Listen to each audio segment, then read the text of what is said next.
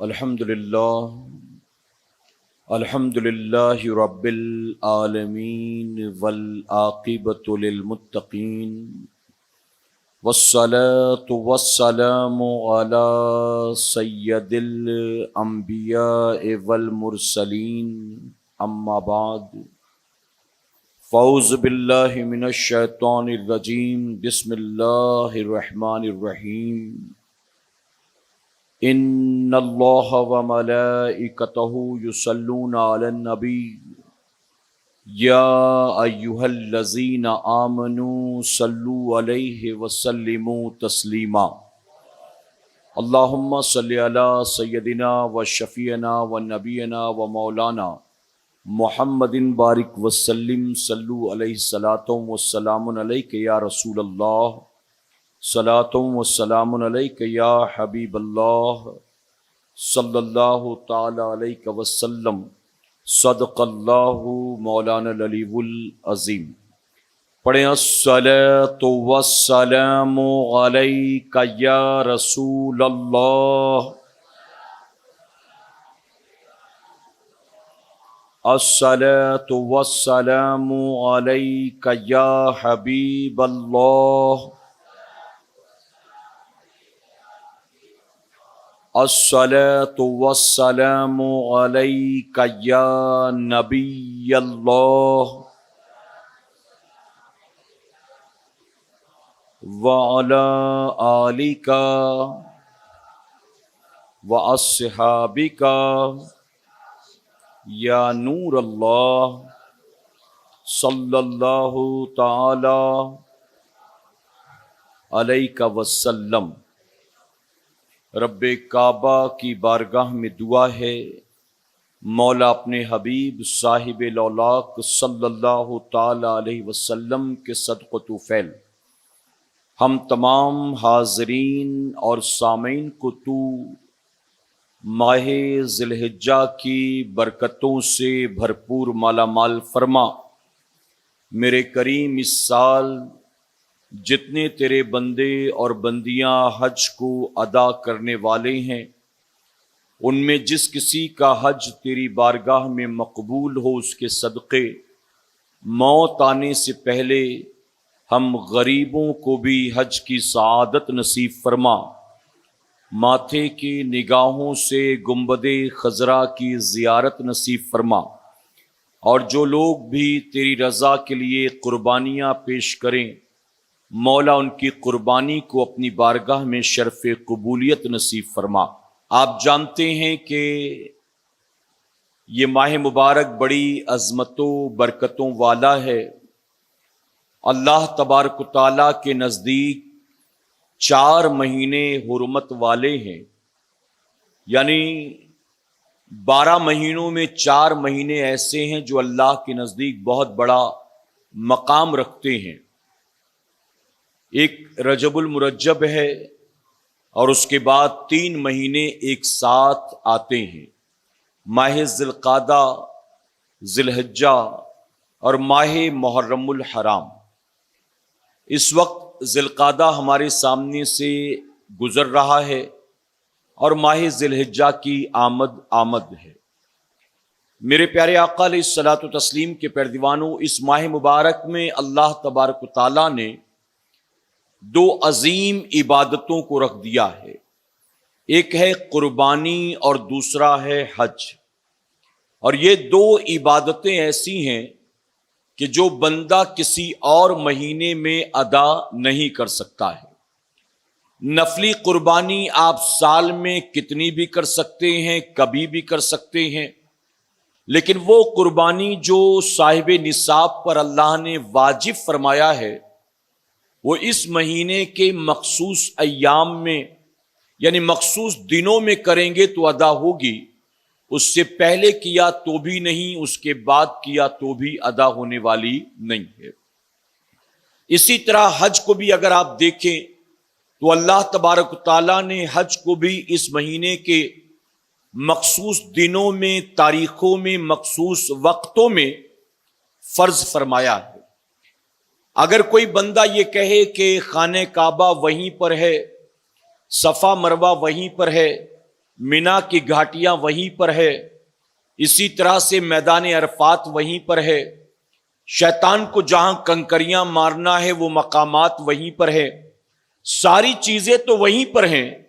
ہم ماہ ذی الحجہ میں نہیں بلکہ کسی اور مہینے میں حج ادا کر لیں گے، کیونکہ حج تو ہم پر فرض ہے لیکن ابھی ہمارے پاس ٹائم نہیں ہے، یا حج تو ہم پر فرض ہے لیکن حج کے دنوں میں بھیڑ بھاڑ بہت ہوتی ہے۔ تو میرے پیارے آقا کے پیروانوں، بندہ عمرہ سال میں کبھی بھی کر سکتا ہے اور کتنی بار بھی کر سکتا ہے، لیکن جس پر حج فرض ہو گیا ہو وہ حج ماہ ذی الحجہ کے مخصوص ایام کے سوا وہ کبھی بھی ادا نہیں کر سکتا ہے، اس بات کا خیال رکھیں۔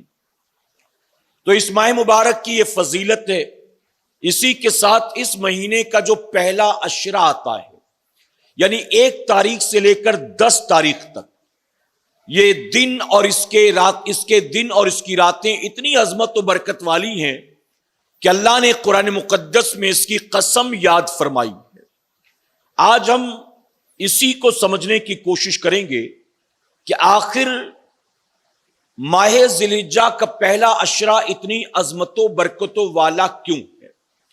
میرے پیارے آقا علیہ الصلوۃ والتسلیم کے پیروانوں، خود حضور اکرم صلی اللہ علیہ وسلم نے اس کی فضیلت بیان کی، یہاں تک کہ ام المومنین ماں عائشہ صدیقہ رضی اللہ تعالیٰ عنہ روایت کرتی ہیں کہ رسول اللہ صلی اللہ علیہ وسلم کے زمانے میں ایک شخص تھا جو گانے بجانے کا بڑا شوقین تھا، یعنی سال بھر وہ ناچ گانے بجانے میں لگا رہتا تھا۔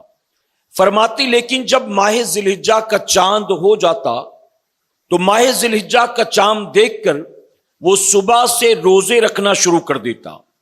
جب حضور اکرم صلی اللہ علیہ وسلم کو اس کی اطلاع ہوئی، دیکھیے سب سے پہلی چیز تو یہ حرمت والا مہینہ ہے، تو اس لیے وہ بندہ اس مہینے میں روزے رکھتا، اور سال بھر کا اس کا معمول کیا تھا؟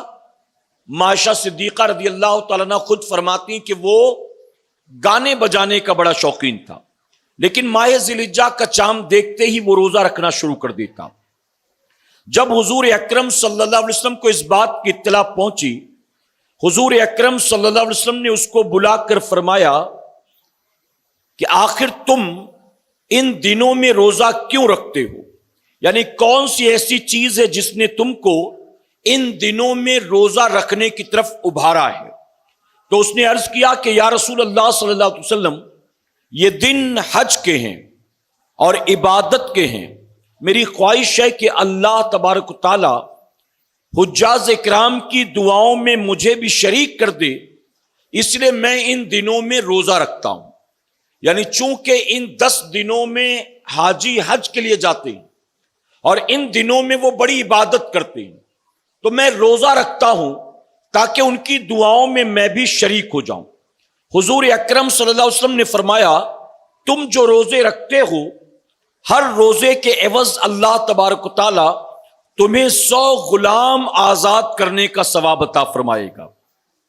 قربانی کے لیے حرم میں 100 اونٹ بھیجنے کا اور جہاد میں سواری کے لیے 100 گھوڑے دینے کا ثواب عطا فرمائے گا، اور آگے میرے آقا فرماتے ہیں کہ عرفہ کے روزے کے عوض اللہ تمہیں 2000 غلام آزاد کرنے کا ثواب عطا فرمائے گا۔ عرفہ کے روزے سے مراد 9 ذی الحجہ، یعنی 1 سے 10 تک جو تم روزہ رکھتے ہو، تو تمہیں ان تمام دنوں میں اتنا ثواب ملے گا، لیکن عرفہ کے دن جب تم روزہ رکھو گے تو اللہ تبارک تعالیٰ تمہیں 2000 غلام آزاد کرنے کا، 2000 اونٹ اپنی راہ میں قربان کرنے کا، اور 2000 گھوڑے جہاد میں بھیجنے کا ثواب عطا فرمائے گا۔ اور سال بھر کے پہلے اور سال بھر بعد کے روزوں کا اللہ مزید ثواب عطا فرمائے گا۔ یعنی عرفہ کے دن اگر تم نے روزہ رکھا تو اللہ اس کے عوض تمہیں 1 سال پہلے اور 1 سال بعد، یعنی 2 سال کے روزوں کا بھی ثواب عطا فرمائے گا۔ میرے پیارے آقا کے پیروانوں، عرفہ کے روزوں کی فضیلت انشاءاللہ ہم آنے والے اجتماعات میں سماعت کریں گے۔ آج میں نے آپ کو 10 دن کے بارے میں یہ بتایا کہ جو 10 دنوں میں روزہ رکھے اس کو میرے آقا نے کن انعامات کا وعدہ فرمایا ہے۔ اسی طرح حضرت جابر رضی اللہ عنہ سے روایت ہے کہ رسول اکرم صلی اللہ علیہ وسلم نے فرمایا کہ دنیا کے تمام دنوں میں سب سے افضل ذی الحجہ کے 10 دن ہیں۔ صحابہ اکرام نے عرض کیا یا رسول اللہ صلی اللہ علیہ وسلم، ان دنوں کے عمل کے برابر راہ خدا میں جہاد کرنا بھی نہیں ہے؟ یعنی اگر کوئی بندہ راہ خدا میں جہاد کرے تو کیا ان دنوں میں عبادت کرنے سے افضل ہے؟ پھر بھی وہ یعنی عبادت افضل ہے جہاد کرنے کے مقابلے؟ تو حضور اکرم صلی اللہ علیہ وسلم نے فرمایا نہیں، البتہ اس شخص کی بزرگی کے برابر جس نے اپنا منہ خاک آلود کیا ہو۔ یعنی اگر کوئی جہاد کر رہا ہے تو 10 دنوں کی عبادت کے برابر اس کا جہاد کرنا بھی نہیں ہے۔ البتہ اگر کوئی بندہ اللہ کی راہ میں نکلا اور اس کا منہ خاک آلود ہوا، یعنی اس سے مراد یہ ہے کہ وہ اللہ کی راہ میں شہید ہو گیا، تو اللہ تبارک تعالیٰ پھر اس کو ان کے برابر ثواب عطا فرمائے گا۔ یعنی 10 دنوں میں عبادت کرنا گویا اللہ کی راہ میں جہاد سے افضل ہے، اور جو شہید ہوا اللہ اس کو ان کے برابر ثواب عطا فرمائے گا۔ منقول ہے کہ جو شخص ان 10 ایام کی عزت کرتا ہے اللہ تبارک تعالیٰ اس کو 10 چیزیں عطا فرماتا ہے۔ ان 10 دنوں کی جو عزت کرے اللہ اس کو 10 چیزیں عطا کرتا ہے۔ وہ 10 چیزیں کیا ہے؟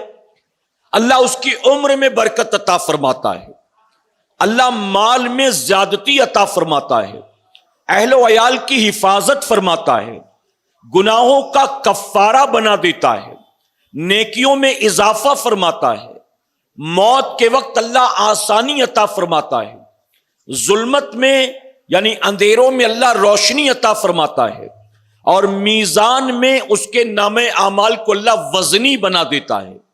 اور 9ویں چیز فرمایا گیا اللہ دوزخ کے طبقات سے اس کو نجات عطا کر دیتا ہے، اور جنت کے درجات میں اللہ اس کو عروج عطا فرماتا ہے، بلندی عطا فرماتا ہے۔ یعنی جو ان 10 دنوں کا احترام کرے، ان 10 دنوں میں عبادت کرے، اللہ اس کو 10 برکتیں عطا کرتا ہے۔ اور وہ 10 کیا ہیں؟ میں نے آپ کو گنا دی ترتیب وار، پھر ایک بار سن لیں۔ اللہ عمر میں برکت عطا فرمائے گا، مال میں زیادتی عطا فرمائے گا، اہل و عیال کی حفاظت کرے گا، اس کے گناہوں کا کفارہ بنا دے گا، نیکیوں میں اضافہ فرمائے گا، موت کے وقت آسانی فرمائے گا، ظلمت میں اللہ روشنی عطا کرے گا، میزان میں یعنی نام اعمال وہاں پر اللہ وزنی بنا دے گا، اور دوزخ کے طبقات سے اللہ نجات عطا کرے گا، اور جنت میں اللہ اس کے درجات کو بلند فرمائے گا۔ میرے پیارے آقا کے پیروانوں فرمایا کہ اللہ نے انبیاء کو 10 خصوصیات عطا کی، ابراہیم علیہ السلام کو، آدم علیہ السلام کو، موسیٰ علیہ السلام کو، حضور اکرم صلی اللہ علیہ وسلم کو۔ ان تمام نبیوں کو اللہ نے 10 خصوصیات عطا کی، اور فرمایا گیا حضور اکرم صلی اللہ علیہ وسلم کی ان 10 خصوصیات میں یہ بھی ہے کہ اللہ نے میرے آقا صلی اللہ علیہ وسلم کو ماہ ذی الحجہ کے یہ 10 دن برکت والے عطا فرما دیے ہیں، فضیلت والے۔ اب میرے پیارے آقا کے پیروانوں، ہمیں ایک بات کا خیال رکھنا چاہیے، ان 10 دنوں میں صرف نیکی ہی نہیں کرنا ہے، بلکہ ان 10 دنوں میں جتنا ہو سکے اپنے آپ کو ہر طرح کے گناہوں سے بچانے کی کوشش کرنا ہے کہ انشاءاللہ، یعنی جتنی طرح کے خرافات ہیں ان 10 دنوں میں خرافات کو بھی چھوڑ دیں۔ بعض لوگ سوچتے ہیں کہ آپ چاہے جو بھی کرو، نماز پڑھتے ہو اللہ ہر گناہ معاف کر دے گا، زکوٰۃ دیتے ہو اللہ ہر گناہ معاف فرما دے گا، روزہ رکھتے ہو اللہ ہر گناہ معاف فرما دے گا۔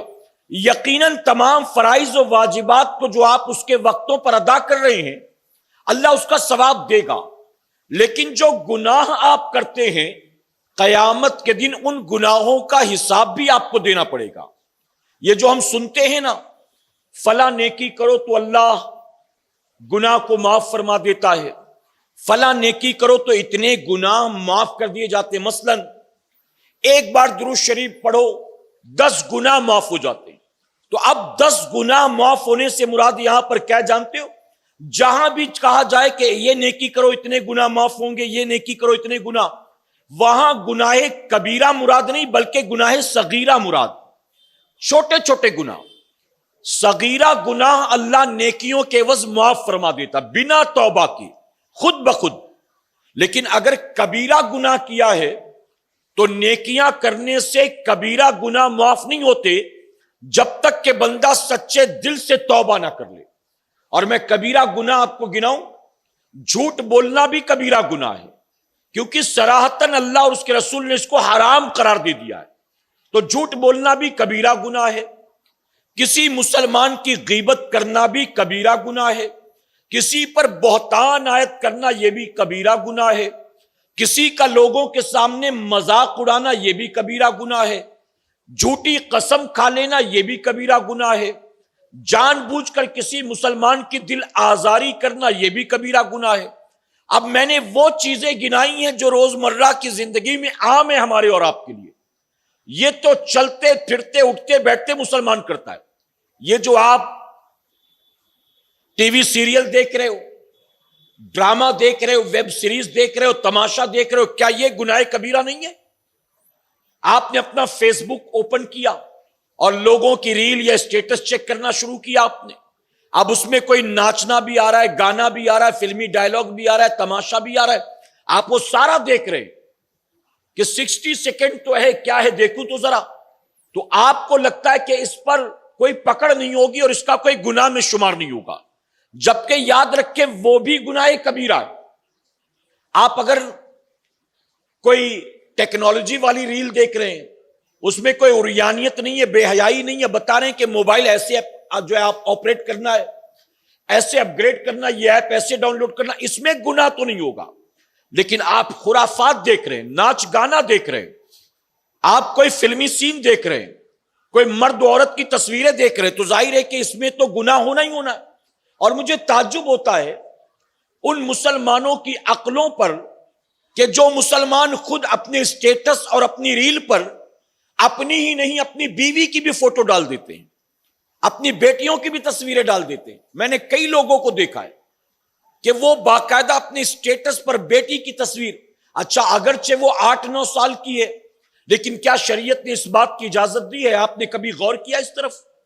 اگر آپ کو لگتا ہے اس پر کوئی گناہ نہیں ہوگا تو آپ مجھے بتائیں کہ آپ کو دین کی معلومات کتنی ہیں، کیا چیزیں حرام ہیں، کیا حلال ہیں، کیا جائز ہے، کیا ناجائز ہے، آپ کو تمیز ہے؟ جب آپ کو اس کا ہی شعور نہیں تو آپ نے کیسے ڈیسائیڈ کر لیا کہ بیٹی کی فوٹو ڈالوں گا، ابھی بیٹی چھوٹی ہے تو اس پر کوئی گناہ نہیں ہوگا؟ ہم نے کئی جوہلا کو دیکھا، وہ بیوی بچوں کو لے کر گھومنے جاتے ہیں اور بیوی کے کندھے پر فوٹو کھچاتے ہاتھ رکھ کر اور اس کو باقاعدہ اسٹیٹس پر اپلوڈ کرتے ہیں، اور یہ کیا کرتے ہیں، بیوی کے کندھے پر ہاتھ رکھا یا اس کا ہاتھ پکڑا ہوا ہے اور اس کو بغل میں کھڑا کیا ہوا ہے، اس کے چہرے کو بلر کر دیتے ہیں، یعنی چہرہ بلر کر دیں گے تو اب کوئی گناہ نہیں ہوگا، خود کا چہرہ بالکل صاف اور بیوی کا چہرہ بلر اور باقی پورا جسم نمایاں ہے، برقع اگرچہ پہن رکھا ہے لیکن پورا جسم نظر آ رہا ہے، تو ایسے میں کیا یہ صورت جائز ہوگی؟ بعض مسلمان گھومنے کہیں جاتے یہاں وہاں تو برقع پہنی ہوئی بیوی کو بھی سوئمنگ پول میں اتار دیتے ہیں اور پھر اس کی بھی ویڈیو بنا لیتے، چہرہ بلر کر کے اس کو بھی ڈال دیتے۔ تو بتائیے برقع پہن کر سوئمنگ پول میں اگر عورت اتر گئی، اگر کوئی برقع پہن کر عورت ڈسکو میں چلی جائے تو گناہ نہیں ہوگا؟ عورت اگر برقع پہن کر چند مردوں کے درمیان ہنسی ٹھٹے کرے تو گناہ نہیں ہوگا؟ عورت اگر برقع پہن کر سوئمنگ پول میں اتر جائے جس میں 40-50 مرد بھی پہلے سے موجود ہے تو کیا گناہ نہیں ہوگا؟ عورت اگر برقع پہن کر ڈھابے پر جائے اور 2-4 اور لڑکیوں کے ساتھ اپنا جو ہے سیلفی نکالے، فوٹو نکالے تو کیا گناہ نہیں ہوگا؟ اور یہ وہ خرافات ہیں جو بالکل عام ہو چکے۔ تو ہم اگر ماہ ذی الحجہ کے 10 دنوں میں نیکیاں کریں گے تو یہ گناہ معاف نہیں ہوں گے، کیونکہ یہ صغیرہ نہیں ہے، یہ کبیرہ ہے، یہ وہ ہیں جو صراحتاً حرام ہے شریعت میں، آپ وہ کر رہے ہو۔ تو میرے پیارے آقا کے پیروانوں، 10 دنوں میں نیکی کی فکر جتنی کریں اس سے کئی گنا زیادہ اس بات کی فکر کریں کہ اپنے آپ کو گناہ سے بھی روکے رکھنا ہے، گناہ سے بھی بچائے رکھنا ہے۔ اور یہ بھی یاد رکھیں کہ یہ صرف ان 10 دنوں کے لیے نہیں ہے، بلکہ مسلمان ہمیشہ ہمیشہ کے لیے اپنے آپ کو گناہ سے بچائے۔ میں اکثر کہتا ہوں کل قیامت میں کون سی چھوٹی سے چھوٹی نیکی جنت میں لے جائے گی ہم نہیں جانتے، اور کل قیامت میں کون سا چھوٹے سے چھوٹا گناہ جہنم کے گڑھے میں ڈال دے گا ہم یہ بھی نہیں جانتے۔ اس لیے ہمیں چاہیے کہ نیکی بظاہر چھوٹی نظر آئے کرو، چھوڑو مت، اور گناہ بظاہر چھوٹا نظر آئے پھر بھی بچو، کرو مت۔ اللہ توفیق عطا فرمائے۔ فرمایا کہ جس نے اس عشرے میں، اب بڑی پیاری بات آ رہی ہے، غور سے سنیں اور کوشش کریں عمل کرنے کی انشاءاللہ۔ جس نے اس عشرے میں کسی مسکین کو خیرات دیا، گویا اس نے اپنے پیغمبروں کی سنت پر صدقہ دیا ہے، یعنی اس نے اپنے نبی کی سنت کے مطابق صدقہ دیا ہے۔ جس نے ان دنوں میں کسی مریض کی عیادت کی، اس نے اولیاء اللہ اور ابدال کی عیادت کی ہے۔ سمجھ میں نہیں آ رہا لگتا آپ کے؟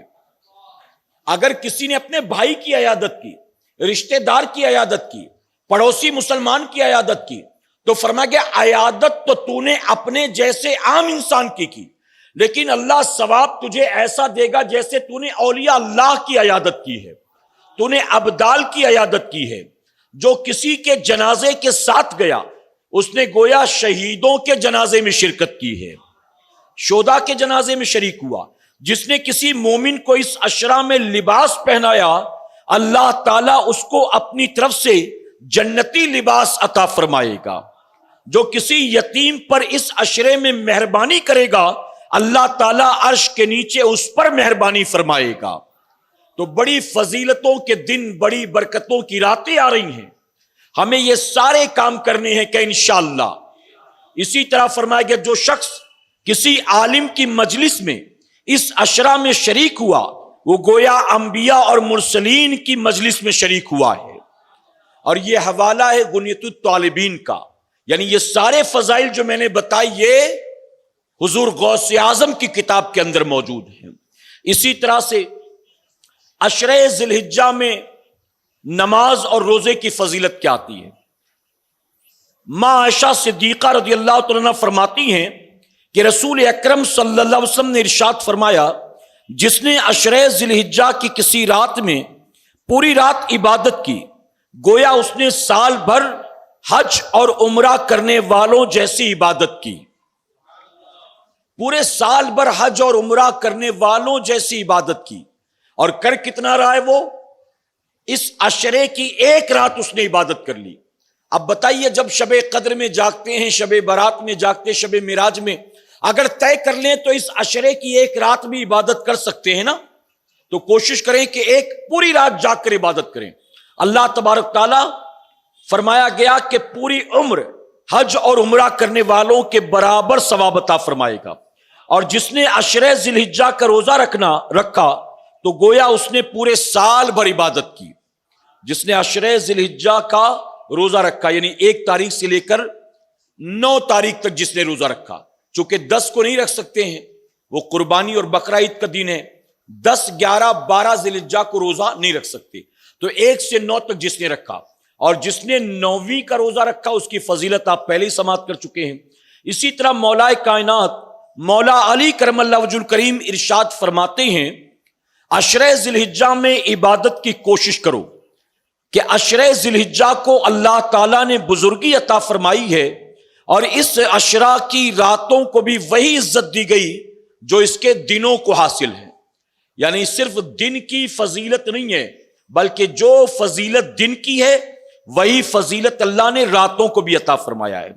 اگر کوئی شخص اس عشرہ کی کسی رات کے آخری تہائی حصے میں 4 رکعتیں اس طریقے سے پڑھے گا تو اسے حج بیت اللہ اور روضہ رسول کی زیارت کرنے والے کے برابر ثواب ملے گا، اور اللہ تعالیٰ سے وہ جو کچھ مانگے گا اللہ اس کو عطا فرمائے گا۔